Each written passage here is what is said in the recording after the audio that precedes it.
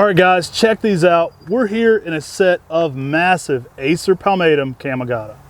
Guys, Kamagata is a selection by J.D. Vertrees himself. J.D. Vertrees wrote the book on Japanese maples, the first, second, and then his work was continued on the third and the fourth edition.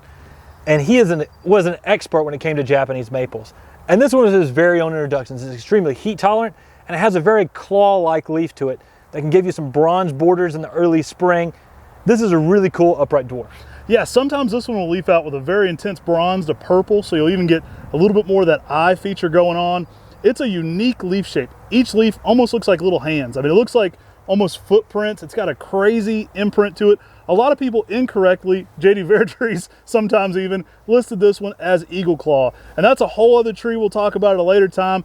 Kamagata actually means something completely different. I had someone translate it, and they once said that it means something closer to a woodland duck. But an interesting plant nonetheless, and a really nice upright dwarf. So this one, although it is a dwarf, is going to make more of a vase shape overall in that 6 foot range. Oftentimes people will ask me, like, well, I'm 6 foot tall and I'm standing in a group of these and they're really big. Would you consider that one a dwarf? Typically, if it's under 6 foot in a 10-year period, that's going to be considered more of a dwarf Japanese maple as compared to the species, which is going to be way larger in the same time frame. So a really interesting plant. I love its dense shrubby-like habit to it. This one is a selection that works excellent in high heat settings. So this one works great in rock gardens or areas where you're getting a lot of southwest sunlight. It is exceptional for high heat up to zone 8.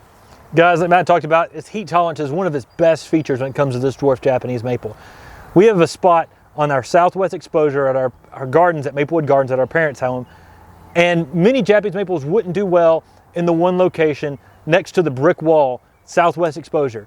The brick wall radiated too much heat. We planted a Kamagata there. This plant has thrived and done very well in that location. I mean, this is a plant that's extremely heat tolerant. It's a plant, if you're looking for a high heat durability Japanese maple, this is a dwarf Japanese maple that can rival almost any other Japanese maple in its heat tolerance. Yeah, it's got a great shape to it too. I really like this one for the container garden, for the small rock garden where you have conifers and other plants. It's going to look exceptional. It really brings a lot of interest to a small area, and that texture really shows out next to other lace leaves, red uprights, or larger palmatums. It's really going to contrast with those very distinctly. So if you have red Japanese maples and you're looking for a really dynamically different plant, think about Acer palmatum Kamagata. It's going to outperform many other trees in a high heat setting and just really give you something exceptional in the landscape. The really small dwarf habit and the way those leaves curl gives it a tufted appearance. And for an upright tree, that really adds a unique texture out there in the landscape and garden, with some really good bronze colors in the spring around the edges to some really good fall colors, which can be some really nice shades of orange to red.